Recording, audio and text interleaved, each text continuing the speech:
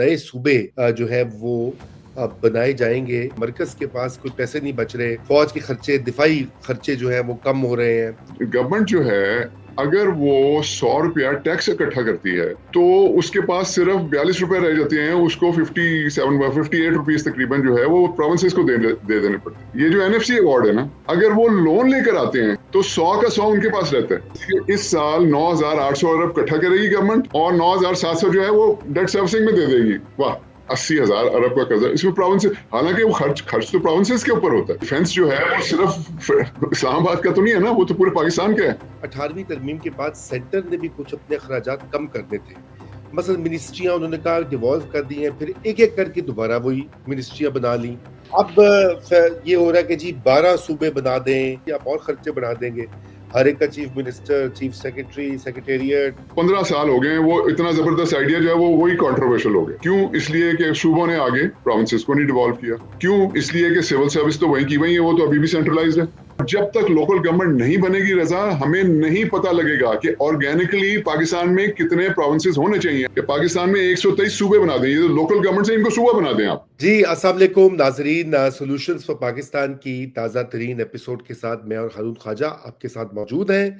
और आज हम बात करेंगे पाकिस्तान में अब एक बहस काफ़ी दिनों से जारी है कि 28वीं आईनी तरमीम के ऊपर काम हो रहा है, जिसमें एनएफसी जो है अवार्ड जिसके ज़रिए सूबों के महसूलात जो है फेडरल उनको आगे पास किए जाते हैं, उसकी जो शरह है उसमें कोई तब्दीली की या फार्मूला की तब्दीली की बात हो रही है। और उसके साथ साथ ये भी जिक्र हो रहा है कि नए सूबे जो है वो बनाए जाएंगे। ये पुराना प्लान भी है, लेकिन ये किस हद तक आगे काबिल अमल होगा या नहीं, उसको उसके ऊपर भी हम बात करेंगे। और कुछ हम आखिर में कोशिश करेंगे, अगर वक्त बचता है तो ये भी बात करेंगे कि ये सिविल मिलिट्री जो ताल्लुकात हैं या सिविलियन सुप्रीमेसी जैसे कहा जाता है, उसकी थोड़ी तारीख माजी के आईने में देखेंगे। लेकिन सबसे पहले तो हम गुफ्तगू का आगाज करते हैं ये एनएफसी अवार्ड के ऊपर। हारून साहब, आपको पता है कि बहुत ज्यादा इसके ऊपर अब बात हो रही है कि मरकज के पास कोई पैसे नहीं बच रहे, फौज के खर्चे, दिफाई खर्चे जो हैं वो कम हो रहे हैं, वो पूरे नहीं होने, सूबे खर्च नहीं रहे, उनकी कैपेसिटी नहीं है, टैक्सेस नहीं रेज कर रहे, वगैरह वगैरह। आपने इसके ऊपर भी काफी पहले काम भी किया हुआ है, और मैं चाहूंगा कि इसके ऊपर आप जरा अपनी राय दें कि ये डिबेट किस हद तक, ये जो शिकायतें हैं किस हद तक जेन्युइन है और किस हद तक नहीं है। बिस्मिल्लाहिर्रहमानिर्रहीम। थैंक यू रजा। शुक्र है जी कि हमारे मुल्क के जो पीएचडीज और डॉक्टर्स हैं उन्होंने भी फाइनली ये बात करनी शुरू की है। मैं तो पिछले 10 साल से चीखे मार रहा हूँ, मैंने इसके ऊपर लिखा भी है, हमने प्रोग्राम्स भी किए हैं, और शुक्र है कि मीडिया वालों, ये जो टॉप के एंकर्स हैं, उन्होंने भी बात करना शुरू की है। और शुक्र है कि जो भी बाकी इंटेलेक्चुअल्स और टैक्स एक्सपर्ट्स और फाइनेंशियल एक्सपर्ट्स उन्होंने भी बात करनी शुरू की है। तो रजा, इसमें ये एक बहुत ही सीरियस मामला है, और मैं 10 साल से ज्यादा हो गया इनफैक्ट। हुआ ये था कि मैं ये गालबन 2012-13 की बात है, तो मैं पाकिस्तान बजट के ऊपर काम कर रहा था। और वो 600-700 पेज का इतना बड़ा पलंदा होता है, जो कि मैं बार बार आप लोगों को बताता हूँ कि जो कि कोई हमारा जो है एमपी या एमएनए जो है वो बजट वगैरह तो पढ़ता नहीं है, वो स्टैम्प कर देते हैं आके असेंबली में। तो मैं उसके ऊपर रिसर्च कर रहा था, और मैं पर्सनली कर रहा था उसमें। मेरे पास साथ मैंने अपने आरए जो थे रिसर्च एसोसिएट, उनको नहीं इन्वॉल्व किया था। और मैं रजा, हुआ ये कि जब मैंने वो रिसर्च कंप्लीट की तो यूल बी सरप्राइज कि वो बजट बैलेंस नहीं होता था। पाकिस्तान का बजट जो है वो उसकी रेवेन्यू साइड, उसकी एक्सपेंस साइड से बैलेंस नहीं। तो मैं उसको बार बार चेक करते करते करते इवेंचुअली मैंने, वो मेरे एक दोस्त सीनियर पार्टनर थे, बहुत बड़ी जो एक इंटरनेशनल फर्म पाकिस्तान में भी है, उनको मैंने फोन किया। मैंने उनको कहा जनाब कि ये बजट बैलेंस नहीं हो रहा है। उन्होंने कहा जी ये कैसे हो सकता है। मैंने कहा आप तशरीफ लाए, मैं आपको दिखाता हूँ अपना काम। तो वो आए और उनको मैंने दिखाया, वो अपने साथ टैक्स पार्टनर और एक और अपने पार्टनर को साथ लेकर आए। उन्होंने कहा ये जरा अपना काम हमें दे दें। मैंने उनको जब दिया तो वो तकरीबन कोई 3 हफ्ते बाद वापस मेरे पास सारे आए, और बल्कि इस दफा 5 लोग आए, और उन्होंने कहा जी आप सही कह रहे हैं, वाकई बजट बैलेंस नहीं होता। तो ये वजह क्यों मैं आपको ये बता रहा हूँ। मैं बता ही रहा हूँ कि बजट डॉक्यूमेंट एक मीनिंगलेस है। वहां से मैंने ये मुझे समझ आई कि तो मीनिंगलेस है डॉक्यूमेंट है ना, इसको जो जिनको पढ़ना चाहिए वो पढ़ते हैं, अप्रूव करने वाले भी नहीं पढ़ते हैं, बनाने वाले भी नहीं पढ़ते। अनबैलेंस बजट में। लेकिन जो चीज उसमें से निकली ना, द मोस्ट इंपॉर्टेंट थिंग रजा, वो ये थी कि गवर्नमेंट जो है अगर वो 100 रुपया टैक्स इकट्ठा करती है तो उसके पास सिर्फ 42 रुपए रह जाते हैं, उसको 58 रुपीज तकरीबन जो है वो प्रोविंसेस को दे देने पड़ते हैं, और वो टैक्स इकट्ठा करने की गालियां भी खाते हैं। आप पॉइंट समझ रहे हैं? सो फेडरल गवर्नमेंट जो है वो टैक्स इकट्ठा करती है, लोगों की गालियां भी खाती है, क्रिटिसिज्म भी करती है, और 100 रुपया इकट्ठा करती है और 58 प्रोविंसेस को देती है, और बचता 42 है उसके पास। अब वो 42 रुपीज पकड़ के देख रहे होते हैं, गालियां भी खा रहे हैं, क्रिटिसिज्म भी सह रहे हैं। लेकिन लेकिन लेकिन ये जो एनएफसी अवार्ड है ना, इसके अंदर अगर वो लोन लेकर आते हैं तो 100 का 100 उनके पास रहता है, फेडरल गवर्नमेंट के पास, किसी से शेयर नहीं करना पड़ता। तो ये मैंने रियलाइज किया, ये तो हमने तो खाका ही अपनी इकोनॉमी का ऐसा बना दिया है जो कि प्रमोट करता है कि भाई लोन लो जाके, तुम्हें फिर ये टैक्स इकट्ठा करो, गालियां खाओ, क्रिटिसिज्म सुनो, जाके लोन लो। और आपको पता है हमारे मुल्क में तो लोन लेने वाला जब वो उतरता है, आज से उतरता है पेरिस से, लंदन से, जर्मनी से, तो उसको तो हार पहनाई जाती है कि जी सबसे काबिल आदमी है, ये तो इतना लोन ले आए, ये तो गोरों से डील करके आए। तो ये इसका फ्रेमवर्क ऐसा बना हुआ है कि प्रमोट करता है कि भाई आप लोन लेकर आए, दाद भी वसूल करें, तारीफें भी आपकी होंगी, और सारे पैसे भी आपके पास रह जाएंगे। अगर आप टैक्स इकट्ठा करेंगे तो गालियां भी पड़ेंगी, क्रिटिसिज्म भी होगा, और सिर्फ 42 रुपीज आपके पास बचेगा। तो ये दिस इज, अब इसको कोई चैलेंज कर सकते तो मुझे बता दे, ये तो मतलब कॉमन सेंस की स्ट्रेट फॉरवर्ड बात है, मैं तो रिसर्च करके इसके ऊपर पहुंचा। तो रिजल्ट क्या हुआ है रजा? रिजल्ट ये है कि 2013 में, 2010 में कॉन्स्टिट्यूशन अमेंडमेंट पास हुई, 18th अमेंडमेंट, जिसमें प्रोविंसेस को भी, फेडरेशन ने प्रोविंसेस को बहुत से महसूलात और बहुत सी चीजें डिवॉल्व की। तो मैंने 2013 के नंबर लिए। 2013 में हमारा कर्जा जो था वो 15 ट्रिलियन रुपीस का था, जो कि 2025 में 80 ट्रिलियन हो गया है। तकरीबन 10 साल में 15 ट्रिलियन जो है वो 80 ट्रिलियन हो गया। 15,000 अरब जो है वो 80,000 अरब हो चुका है। ठीक है जी। उसके बाद जो एफबीआर का जो रेवेन्यू था, जो एफबीआर का tax revenue, non tax revenue और प्रोविंशियल सरप्लस, ये उनकी इनकम जो है, यानी कि इसमें बोरोइंग और ग्रांट्स वगैरह वो निकाल दें। सो जो इनकम थी फेडरल गवर्नमेंट की वो थी 2 ट्रिलियन, 2,000 अरब रुपया। ये 2013 की बात। ठीक है जी। उसमें से वो डेट सर्विसिंग देते थे 1,000 अरब रुपया। ये 2013 की बात कर रहा हूँ।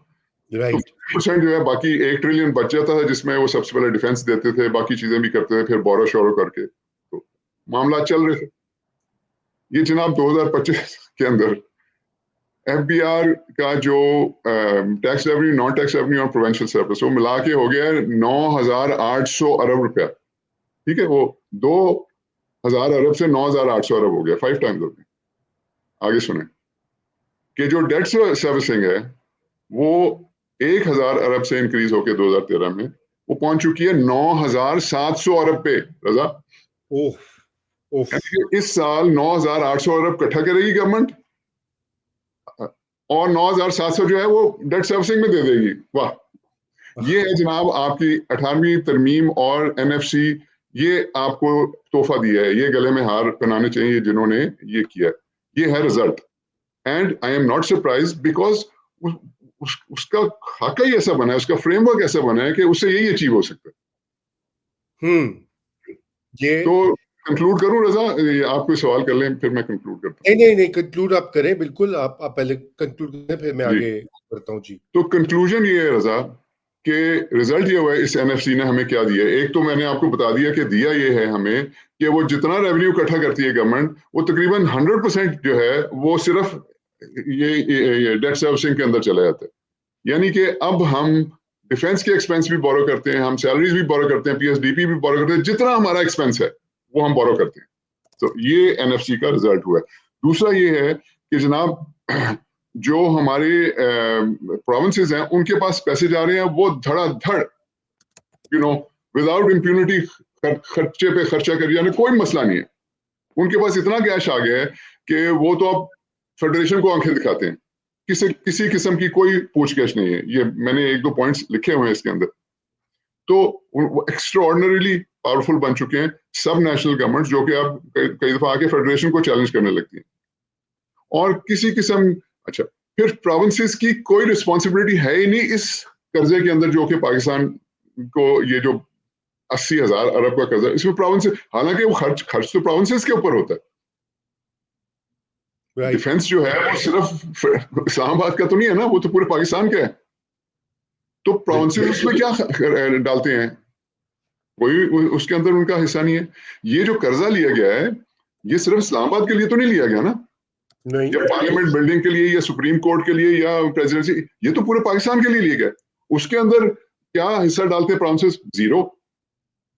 तो मतलब ये मेरी तो समझ से बाहर है कि भाई, अच्छा रजा डिबेट क्या हो रही है। मतलब अफसोसनाक बात ये है रजा, अफसोस मुझे इस पे आता है कि हमारे जो इंटेलेक्चुअल पीएचडीज और डॉक्टर ये जो हैं, मुझे रजा समझ नहीं आती है डिबेट क्या हो रही है। वो जी एनएफसी जो है वो 57.5% है, उसमें जो है इस सूबे का इतना होना चाहिए, 1/3। आप वो इनवर्स प्रोपोर्शन कर दे तो मैं कहता हूँ यार, अच्छा भाई उससे क्या हो जाएगा भाई, 57.5% से वो कम होके 50% हो जाएगा। अच्छा बलोचिस्तान को आप 2% ज्यादा दे देंगे, देना चाहिए और ज्यादा देना चाहिए, फलाना फलाना कर लेंगे तो क्या हो जाएगा, कुछ नहीं होगा भाई। आपको तो ये सोचना चाहिए कि भाई किस तरह से आप प्रोविंसेस को, you need to make them responsible for this debt servicing and the defence expenditure. इतनी सी बात है। आप किन चक्रों में सारी कौम को कि जी वो इनवर्स प्रोपोर्शन हो जाएगी तो रिवर्स प्रोपोर्शन हो जाएगी तो सुबह, इन माय ओपिनियन ऐसी चीजों में उलझने की जरूरत नहीं है। It's a straight forward thing कि ये रेसिपी फॉर डिजास्टर। ये पिछले 10 साल की परफॉर्मेंस देख लें। All you have to do is hold the provinces responsible for debt servicing as well as defence. Right, right. तो लेकिन आप क्या समझते हैं कि फिर इसमें ये जो मौजूदा हालात हैं, इसमें बड़ी, आपको पता है इसके ऊपर बड़ा सेंसिटिव टॉपिक भी है सिंध के लिए खुसूसन, और खैबर पख्तूनख्वा के लिए। तो इन हालात में आप ये समझते हैं कि ये रीड्राइंग या रिकैलिब्रेशन हो सकती है, हो पाएगी? नहीं, वो तो आप हिस्टोरिकली देख लेना जी। जनरल जिया साहब आए, उन्होंने इतना, अयूब साहब, फील्ड मार्शल अयूब को आप देख लें, उन्होंने बेसिक डेमोक्रेसी का सिस्टम लेकर आए ऑल दैट। वो तो मैं मतलब आप और मैं तो, हम तो उस वक्त बिल्कुल, हमारी तो बर्थ की एज थी। लेकिन जो मैंने सुना है वो यही है कि वो एक तरह से एडमिनिस्ट्रेटिवली गवर्नेंस वाइज वो बड़ा अच्छा सिस्टम था, लेकिन वो नहीं रह सका ना, क्योंकि उसमें कौम इन्वॉल्व नहीं थी। जियाउल हक साहब आए, उन्होंने वो लोकल गवर्नमेंट वगैरह शुरू किया, सारा कुछ वो 10-11 साल उन्होंने चलाया। उसको क्या हुआ, जैसे ही वो हटे हैं वो सिस्टम भी रैप अप हो गया। मुशर्रफ साहब आए हैं, वो एलजीओ 2001 लेकर आए हैं, लोकल गवर्नमेंट्स लेकर आए। मैं पर्सनली समझता हूँ कि वो बड़ा अच्छा सिस्टम था, और वो मतलब एक किस्म की डेमोक्रेसी उन्होंने जो फसाड बनाया था। मैं पीपल्स पार्टी, पार्लियामेंटेरियंस, पीएमएलक्यू, तो फलाना सारी पार्टीज इकट्ठी थी, ये एमएमए वगैरह सब थे इकट्ठे, राइट, लेकिन लोग नहीं थे पीछे। वो सारे का सारा रैप अप हो गया। तो हमें सीखना चाहिए कि देखें रजा, जब तक असल चेंज वो होती है जिसके पीछे पब्लिक खड़ी हो। इट डजेंट मैटर कि आप आगे जो है ना वो कौन सी कमेंट्स ले आए, कौन से लीडर्स ले आए, जो मर्जी करें। अगर आपने सस्टेनेबल और ऐसी चेंज लेकर आनी है जो कि रियली उसको कंटिन्यू करे और मीनिंगफुल हो, आपको लोगों का पीछे होना जरूरी है। तो इस वक्त तो लोग, आपको पता है कि वो there are some other issues. जी, सम अदर इश्यूज, और उनका आपका मेरे ख्याल से नाज़रीन को भी अंदाज़ा है कि वो इश्यूज क्या हैं। लेकिन ये बताइए कि जो मरकज़ के, देखिए इसमें मेरा तो एक नुक्ता यही रहा है कि 18वीं तरमीम के बाद सेंटर ने भी कुछ अपने अखराजात कम करने थे। मसलन मिनिस्ट्रियाँ उन्होंने कहा डिवॉल्व कर दी हैं, फिर एक-एक करके दोबारा वही मिनिस्ट्रियाँ बना ली। फिर जो ये जो व्हाइट एलिफेंट्स हैं, जिन्हें कहा जाता है सफेद हाथी, पब्लिक सेक्टर कॉर्पोरेशंस, इनका बंदोबस्त करना था या इनको रिफॉर्म करना था, प्राइवेटाइज करना था, कुछ और उनमें चेंजेस, वो भी कोई तब्दीली नहीं हुई, वही वही तनख्वाहें लगी हैं। तो हारून भाई, ये भी एक फेडरेशन के लिए भी एक बड़ा सवाल बनता है कि ठीक है, आप बिल्कुल रिवाइज करें, और ये फॉर्मूलाज कोई स्टैटिक तो नहीं होते। हालात के साथ, वक्त के साथ तय्युन होते हैं। तो ये सेंट्रल लेवल के ऊपर ये जो पब्लिक सेक्टर कॉर्पोरेशन है, असल तो मैं समझता हूँ इनको भी अगर इनका 20-30% भी आप हैंडल करें तो पैसे निकल आते हैं। ये अब ज़ाहिर बात है लंबी डिबेट है, हमने इसके ऊपर भी बात की थी और तफसील में करेंगे भी, लेकिन मुख्तसरन आपको लगता है कि कोई इस तरह की भी कोई प्रायोरिटी है? मुझे तो कुछ नहीं दिखाई दिया, बस ज़बानी जमा खर्ची है अभी तक। नहीं, मैं आपसे 100% एग्री करता हूँ। आपने और मैंने तो हमने तो बड़ा रौला इसके ऊपर डाला है और अभी भी डाला हुआ है। देखिए, बात ये है कि इस वक़्त बात हो रही है एनएफसी की एंड इट्स वेरी इंपॉर्टेंट रज़ा कि देखिए हमें ना फ़ोकस नहीं लूज़ करना चाहिए। एनएफसी जो है वो है कि भाई ये किस तरह से फंड्स की एलोकेशन होगी, किस सूबे को क्या मिलेगा, ये वो फलाना, and we must remain focused on that. और ये it's a common sense thing कि भाई इसकी आप जितनी मर्जी प्रोपोर्शन चेंज करनी है कर दे, कोई फर्क नहीं पड़ेगा। बात यह है कि सूबों को आप जिम्मेदार बनाएं कि वो डिफेंस और डेट सर्विसिंग के अंदर अपना हिस्सा डालें, अपने शेयर के मुताबिक डालें, जो भी प्रॉब्लम सॉल्व हो जाती है उससे, कोई इसमें बड़ी बात नहीं है। अच्छा, जहां तक आपने बात की वो उस इशू की हेडिंग है कि गवर्नमेंट एक्सपेंडिचर को कैसे कंट्रोल किया जाए। उसका एनएफसी से कोई मतलब इनडायरेक्टली ताल्लुक तो है, तो एक्सपेंस तो सबको कंट्रोल करना चाहिए, लेकिन वो एक अलग टॉपिक है जिसके ऊपर definitely there is no question about it. Federal government का तो कोई मूड ही नहीं है, किसी गवर्नमेंट का कोई मूड नहीं है अपने एक्सपेंस करने का, कम करने का। तो इसी वजह से तो इधर पहुंचे हैं कि देखे ना फिस्कल डेफिसिट्स हुए हैं, गवर्नमेंट की शाह खर्चे हैं, सारा कुछ इसीलिए तो वो बोरो कर करके क्या बोरिंग, यही तो डेट सर्विसिंग वगैरह जो है, उसके अलावा बाकी यही एक्सपेंसेस तो पूरे करने के लिए बोरो करते हैं। बिल्कुल, बिल्कुल। ये मैं समझता हूँ कि इसके ऊपर भी डिबेट भी होनी चाहिए और हम इसके ऊपर करेंगे, बल्कि अगला जो हमारा मुझे अब ये मैं नोट कर रहा हूँ कि अगली बार हमने और ये जो बड़ी सफ़ेद हाथी हैं इनका भी ज़िक्र करना है और ये हम करेंगे इंशाल्लाह। तो बढ़ते हैं अपने अगले मौज़ू की तरफ और नए सूबे। हमने पहले भी इसके ऊपर बात की हुई, आपको याद होगा नाज़रीन को जो फ़ॉलो करते हैं प्रोग्राम के, हमने इसके ऊपर तफ़सीली एक गुफ्तगू भी की थी, जामे गुफ्तगू की थी। अब ये हो रहा है कि जी 12 सूबे बना दें, कोई कह रहा है कि डिविजन्स जो हैं पाकिस्तान में उनको सूबों का दर्जा दे दिया जाए क्योंकि ये बेहतर गवर्नेंस के लिए। लेकिन दूसरी साइड से जो आर्ग्यूमेंट आता है वो कहते हैं जी आप और खर्चे बढ़ा देंगे, हर एक का chief minister, chief secretary, secretariat, वो चीफ मिनिस्टर हाउस। अच्छा, और वो खर्चे कैसे कम होंगे और एफिशिएंसी कहाँ पे आएगी? वो तो फिर ताकतवर लोग जो है वो फंड सारे उनके पास चले जाएंगे। तो पहले ये बताइए कि ये डिबेट जरा एक तो रिकैप कर दीजिए जो इसके ऊपर आपने रिसर्च भी की हुई है, और उसके बाद फिर हम इसके ऊपर जरा मजीद बात करते हैं। जी हारून भाई। जी रजा, इसके ऊपर भी मैं 10 साल से ज्यादा हो गए हैं काम कर रहा हूँ। मैंने लिखा भी है इसके ऊपर, 18th अमेंडमेंट पे भी लिखा है जिसपे और उसके ऊपर मैंने सूबे और लोकल गवर्नमेंट्स के ऊपर भी बहुत लिखा है। मैं अभी पिछले महीने वो निज़ाम बदलो कॉन्फ्रेंस के ऊपर गया हुआ था, तो मैं शुरू यहाँ से करना चाहता हूँ। मैं आपको बताता हूँ दो इवेंट्स, रिसेंट हिस्ट्री के इवेंट्स तो काफी लंबी लिस्ट है, वो पुराने फिर हो जाते हैं। दो रिसेंट इवेंट्स मैं आपको बताना चाहता हूँ कि हमारी डिसीजन मेकिंग कैसे होती है। नंबर वन, मैं आपको बताना चाहता हूँ 18th अमेंडमेंट, ग्रेट आइडिया कि भाई फेडरेशन के पास सारा कंसोलिडेट हुआ था, सेंट्रलाइज हुआ था, इतना बड़ा मुल्क बन गया, 25 करोड़ की आबादी है, उस वक्त गालबन 18 करोड़ थी 2010 में।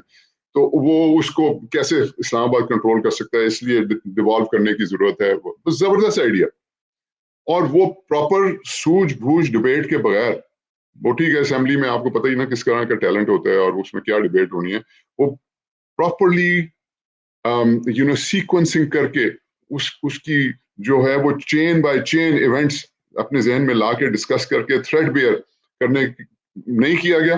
रिजल्ट क्या हुआ कि वो आपने कर दी, और अनइंटेंडेड कॉन्सिक्वेंसेस, आपने ऐसे पानी में छलांग मार दी जहां आपको पता ही नहीं आगे क्या निकलना। शूटिंग इन द डार्क आपने किया, कुछ नहीं सोचा कि आगे क्या होगा इसके, और रिजल्ट ये निकला कि इतना जबरदस्त आइडिया, 15 साल हो गए, वो इतना जबरदस्त आइडिया जो है वो वही कंट्रोवर्शियल हो गया। क्यों? इसलिए कि सूबों ने आगे प्रोविंसेस को नहीं डिवॉल्व किया। क्यों? इसलिए कि सिविल सर्विस तो वहीं की वहीं है, वो तो अभी भी सेंट्रलाइज्ड है। तो सिविल सर्विस डिवॉल्व नहीं होगी तो आप जो मर्जी कर लें कॉन्स्टिट्यूशन के अंदर, कुछ भी नहीं होगा, चला तो अभी तक वही रहे। आप सिविल सर्वेंट्स को कंट्रोल कर लें, उनके साथ बंदर बांट कर लें, उनके साथ ये जो पर्क्स एंड प्रिविलेजेस वो शेयर कर लें, बात खत्म हो जाती है। सो रिजल्ट ये है कि आइडिया बड़ा जबरदस्त था, लेकिन वो जिस तरीके से एक्सिक्यूट हुआ वो कंट्रोवर्शियल बना दिया इतने अच्छे आइडिया को। अब सारे कह रहे हैं जी ये तो बड़ा गलत हो गया, जी 18th अमेंडमेंट ही गलत थी, ये तो होनी नहीं चाहिए। एक एग्जाम्पल आप, दूसरी एग्जांपल लें कि जनाब आप देखें कि 2013 में जो इलेक्शन था वो कभी कभी बिजली आना शुरू हो गई थी पाकिस्तान में। बिजली का नामो निशान, सबसे नंबर 1 इशू पाकिस्तान का था कि बिजली नहीं आ रही और वो गवर्नमेंट जो है कामयाब होगी जो कि बिजली जो है ना वो प्रोवाइड कर दे। ठीक है जी। उसके बाद गवर्नमेंट आई, पीएमएलएन की गवर्नमेंट आई, उन्होंने धड़ाधड़ इधर उधर, ना इधर देखा ना उधर, वो पावर प्लांट चाइनीज आ रहे हैं, आ रहे हैं, आईपीपी फलाना, सोचे समझे बगैर। ठीक है, वहां से कराची से चलती है रेलगाड़ी, साहिवाल आती है, वहां पे कोयला उतर है, इंपोर्टेड कोयला फलाना, एलएनजी जी है, गैस एलएनजी हो रही है। 25 शिप्स के कॉन्ट्रैक्ट कर दिए, लॉन्ग टर्म कॉन्ट्रैक्ट, सोचे समझे बगैर, विदाउट रियलाइजिंग कि इसकी आउटकम क्या होगी। रिजल्ट क्या हुआ है कि बिजली आ गई है और अफोर्ड ही नहीं कोई कर सकता। अब वो इतना अच्छा काम जो हुआ है, आप 2013 में जाएं, आपको याद है सब कहते थे वो यार ये क्या, इधर तो बिजली नहीं है, कौन करेगा इसको सॉल्व। वो भी सॉल्व कर दिया ना, लेकिन किस तरीके से किया कि वो जो सोल्यूशन है वही कंट्रोवर्शियल हो गया है। आप सारे कह रहे हैं कि ये बिजली ना ही आए तो बेहतर है। तो माय पॉइंट इज कि देखें, एक तरीका कार होता है जब आप नॉर्मली भी, लेकिन जब आप मुल्क के लेवल के ऊपर सोच रहे होते हैं, खुदा के वास्ते ट्राई टू अंडरस्टैंड कि डिसीजंस इस तरीके से नहीं होनी चाहिए। ये जो है ना, सडन डिसीजन मेकिंग, या सोचे समझे बगैर, या प्रॉपर डिबेट के बगैर, या आउटकम्स की परवाह किए बगैर, या आउटकम्स को थ्रेडबेयर डिस्कस किए बगैर, ये नी जर्क किस्म के डिसीजन, इसका ये मैं दो तो आपको बता दिए, बताएं कोई चैलेंज कर सकता है कि मैं ये जो बात कर रहा हूँ मैं कोई अपनी तरफ से तो नहीं कह रहा। सो अब आ जाए जनाब आप इसके ऊपर। अब आप कह रहे हैं कि सूबे बनाने हैं, भाईजान बड़ी अच्छी बात है सूबे बनाना, लेकिन खुदा के वास्ते इस तरह की डिसीजन ना करें, उसकी सीक्वेंसिंग प्रॉपर करें। उसकी सीक्वेंसिंग का तरीका रजा ये है कि पहले लोकल गवर्नमेंट्स लेकर आए, और उस तरह की नहीं वो नालियां और टूटियों वाली लोकल गवर्नमेंट्स नहीं, मीनिंगफुल लोकल गवर्नमेंट। वो क्या है कि उसके अंदर आपका पावर और फाइनेंस, ये दो चीजें, जब तक लोकल गवर्नमेंट के पास ये दो नहीं होंगी उसका कोई फायदा नहीं है। पावर का क्या मतलब कि पुलिस को डिवॉल्व करें, भाई पुलिस जो है वो प्रोविंस के पास नहीं होनी चाहिए, पुलिस लोकल गवर्नमेंट का एक आर्म होना चाहिए। सही। नंबर 2, बिल्कुल उसके पास रिसोर्स होने चाहिए, रेवेन्यू, उसको टैक्स लगाने की जो है या लगाने और इकट्ठा करने की एबिलिटी होनी चाहिए लोकल गवर्नमेंट के पास, उसको एम्पावर करें। जब तक ये दो काम नहीं होंगे लोकल गवर्नमेंट नहीं बनेगी, और जब तक लोकल गवर्नमेंट नहीं बनेगी रजा, हमें नहीं पता लगेगा कि ऑर्गेनिकली पाकिस्तान में कितने प्रोविंसेस होने चाहिए। आप ठीक है बैठ के नक्शे के ऊपर बना दे 13 प्रोविंसेस या फलाना फलाना। अब वो हैं मतलब मेरे बड़े प्यारे दोस्त हैं और पाकिस्तान के मायनाज उनको जानते हो, वो आजकल बहुत इसको कर रहे हैं सपोर्ट के 32 प्रोविंसेस होने चाहिए। अब वो मैं उनकी जो रिपोर्ट है 51 पेजेस की रिपोर्ट है, अच्छी रिसर्च है, फेयरली ओके, ज्यादा नंबर्स हैं उसके अंदर, लेकिन मैं एक पैराग्राफ आपको पढ़ के दिखाता हूँ। We need new provinces because only provinces sufficiently empowered, sufficiently autonomous, sufficiently resourced in every sense of these three, ये जो बताया कि जी empowerment, autonomy, resources, तो वो कह रहे हैं कि जी इसलिए प्रोविंसेस बनना जरूरी है, ये लोकल गवर्नमेंट को आप ये मत कंफ्यूज करें, जबकि ये बिल्कुल गलत बात। ये तीनों चीजें जो है लोकल गवर्नमेंट पे जानी चाहिए, वो बनेगी उनके 5, 6, 7 साल के बाद आपको समझ आएगी कि ऑर्गेनिकली प्रोविंस कौन से होने चाहिए। सो प्लीज, अगर आपने वो जो 2 फैमिली हैं उनसे जान छुड़ानी है, उसका बेहतर तरीका ये है कि बेहतर लीडरशिप ले आए, प्रोविंसेस बनाने।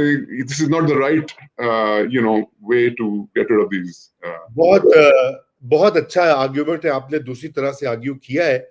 और मेरे ख्याल से जो आपने बात कही है लोकल गवर्नमेंट्स की, असल इशू ये है, हमने इसके ऊपर भी पहले बात कर चुके हैं और तफसील में भी बात की थी, और मेरे ख्याल से करते रहना चाहिए। लोकल गवर्नमेंट के ऊपर भी अब कहा जा रहा है कि उसमें भी वो उसको मैंडेटरी बनाने के लिए आइन में कोई अमेंडमेंट होगी। अब लेट्स सी कि किस हद तक ये भी होता है। नहीं, लेकिन रजा वो लोकल गवर्नमेंट बना दें और फिर उस तरह की बनाएं जैसे कि अभी बनी हुई है एक आधे प्रोविंस में, उसका तो कोई फायदा नहीं। एक तो हार्मोनियस होना चाहिए ना, ये नहीं कि वो एक सूबा अलहदा बना रहे, एक अलहदा बना रहे, एक अलहदा, एक हार्मोनियस किस्म का स्ट्रक्चर होना चाहिए। और ये दो चीजें जरूरी, इसके बगैर कोई फायदा नहीं लोकल गवर्नमेंट का। ये पावर और फाइनेंस जो है, पुलिस और टैक्स कलेक्शन, इसके बगैर कोई फायदा नहीं है।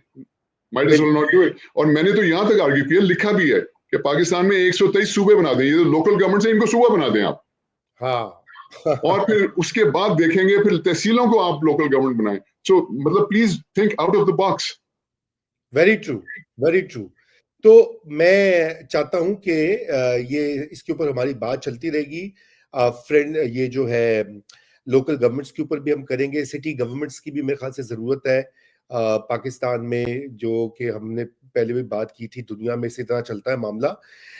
हारून भाई आते हैं प्रोग्राम का, चूंकि वक्त की वो किल्लत भी होती है। एक तो आप ये बताएं, अभी आपको पता है CDF के नोटिफिकेशन के ऊपर क्या क्या जो है वो तमाशा लगा, और इतनी ज्यादा जिसे कहते हैं वो होती रही स्पेकुलेशन, और वो कहते रहे कि जी नवाज शरीफ ने रोक दिया, ये कर दिया, वो कर दिया। बहरहाल ऐसा नहीं था। अभी हालात पता वो हो भी गया सब कुछ, और पता लगा कि नहीं, ये कोई टेक्निकल मामलात थे। बहरहाल जो भी था, आपने वो पिछला जो दौर है मियां साहब का, जो पहला वाला था 1990s में, तो आप उनके साथ भी थे। तो हम जरा देखते हैं कि थोड़ा सा वो याददाश्तें नाजरीन और मेरे साथ शेयर कीजिए, जब आप डील कर रहे थे इन तमाम मामलात के साथ। रजा, उसमें ये है कि मैं 97 से 99 3 साल मैंने मियां नवाज शरीफ साहब के साथ काम किया, और मेरी बड़ी अच्छी यादें हैं उससे। एंड बहुत ज़बरदस्त वो टाइम था। उसके बाद मैंने, क्योंकि उनके साथ डायरेक्टली काम नहीं किया, तो मैं उसके बारे में तो कुछ नहीं कहता, लेकिन वो जो टाइम थे, मैंने तो उनको उस वक्त 97 टू 99 हमेशा सिविलियन सुप्रीमेसी के ऊपर जो है ना फोकस करते हुए देखा, और ना सिर्फ फोकस करते हुए बल्कि उसके लिए लड़ते हुए भी देखा, इररिस्पेक्टिव के ये इस बात की परवाह किए बगैर कि क्या कॉन्सिक्वेंसेज उनको भुगतने पड़ेंगे। सो मैं आपको सबसे 2 एग्जांपल शेयर करता हूँ। सबसे पहली तो थी वो सज्जाद अली शाह साहब, जस्टिस सज्जाद अली शाह साहब, चीफ जी। जस्टिस थे, उनके साथ। तो हुआ ये था, एक्चुअली मैं तो एक्चुअली वहां पे था, और मैं देख रहा था कि वो 98 में गालिबन हकीम सईद शहीद जो है मरहूम, उनका जी। उनका उनकी असैसिनेशन हुई कराची में। कराची में हालात बहुत खराब थे उस जमाने में। और जब ये असैसिनेशन हुई, तो उस वक्त मियां साहब ने डिसाइड किया था कि आर्टिकल 245 लगा के, तो वहां पे मिलिट्री कोर्ट्स लगा दें, पूरे पाकिस्तान में लगा दें, लेकिन शुरू कराची से किए थे। और मैं उसमें इन्वॉल्व इस तरह से हुआ कि वो हम इस्लामाबाद से लाहौर जा रहे थे, तो गाड़ी में उन्होंने मुझसे पूछा कि आपका क्या ख्याल है आर्टिकल 245 का। तो मतलब मेरा तो कोई ताल्लुक ही नहीं था लॉ, मुझे तो ये भी नहीं पता आर्टिकल 245 होता। मैंने कहा जी वो क्या है, तो उन्होंने कहा कि इस तरह से। तो मैंने एज अ सिटीजन मैंने कहा जी एब्सोल्युटली, तो कोर्ट्स जो हैं वो तो किसी किस्म का उनसे आप डिसीजन तो आता नहीं है, तो दहाइयाँ सदियां गुजर जाती हैं, कुछ नहीं होता। तो बहरहाल वो जब लगा, तो मुझे उन्होंने तलब फरमा के उन्होंने कहा कि भाई ये मैं चाहता हूँ कि आप फेडरल गवर्नमेंट को रिप्रेजेंट करें मिलिट्री कोर्ट्स चलाने में। किस्सा मुख्तसर ये कि वो बड़ी सक्सेसफुली चलाया, और हुआ ये कि वो 99 मार्च के अंदर, फरवरी या मार्च में, सुप्रीम कोर्ट ने उनको अनकॉन्स्टिट्यूशनल कर दिया। तो अब वो मैं बताना ये इसलिए चाह रहा हूँ कि वो लड़ाई जो थी ना, वो लड़ाई कोई पर्सनल लड़ाई नहीं थी मियाँ साहब की। मसला ये था कि मियाँ साहब जो हैं वो चाहते थे कि जुडिशरी जो है वो फैसले करे, जबकि वो स्ट्रक्चर ऐसा जुडिशरी का था कि वो फैसले होते नहीं थे, अभी भी नहीं होते। तो and it came to a point जहाँ पे मिलिट्री कोर्ट्स को भी जो है अनकॉन्स्टिट्यूशनल करार दे दिया गया। एंड मियाँ साहब फेल्ट कि भाई मैंने तो पब्लिक को जवाब देना है, 2/3 मेजोरिटी से मैं आया हूँ, लोग मुझसे पूछते हैं, मैं जिधर बाहर निकलता हूँ लोग मुझसे पूछते हैं कराची के हालात देख लें।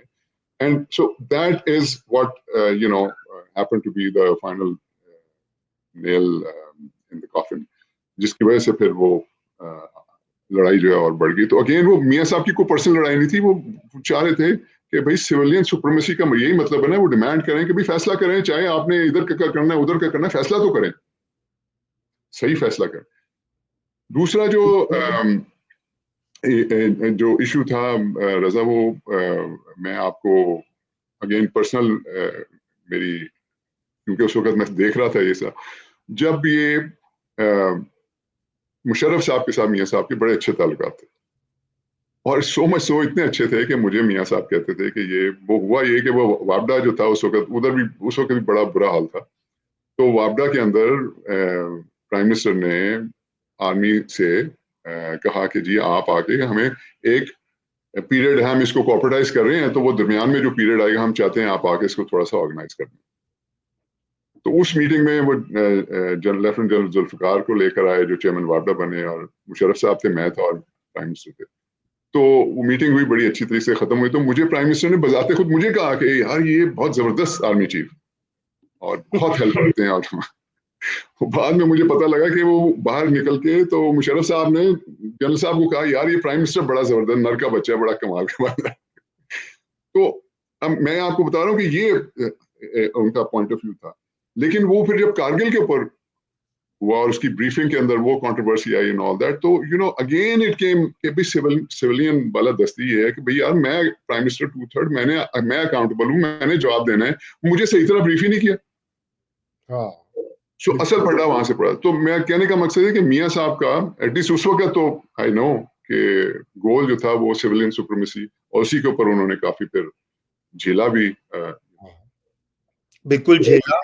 और बाद में तो जैसे आपको पता ही है, नाज़रीन को भी पता है, जेल भी गए और एग्जाइल में भी गए, और अब हालात यहाँ पे है। लेकिन अब हारून भाई ये भी इसके ऊपर भी बात करेंगे। अब लगता है कि उनके व्यूज कुछ बदल गए हैं, कम से कम हाँ तो। वही ना, वो ये सब कुछ मेरे ख्याल से after going through all this, तो इस दफा उन्होंने शायद हाँ, उनका better sense prevailed I guess, और however you wish to term it. जी, बेटर सेंस या उन्होंने कहा कि समझौता करो कि भाई और बेटी का वो जो है चांस बना हुआ है, उसको क्यों खराब करें। Realism, idealism, we realism. Realism, बिल्कुल। तो अभी यही लग रहा है। बहरहाल बड़ी दिलचस्प गुफ्तगू रही, और आज का प्रोग्राम हम कंक्लूड करते हैं इंशाल्लाह। फिर जब दोबारा नाज़रीन हम हाजिर होंगे तकरीबन 14-15 दिन के बाद, तो मजीद मौज़ूआत के ऊपर आप बात करेंगे। तब तक कुछ खदो-खाल भी सामने आगे होंगे 28वीं तरमीम के, और देखेंगे और उसके ऊपर तबसरा करेंगे। तब तक के लिए खुदा हाफ़िज़। थैंक यू हारून भाई।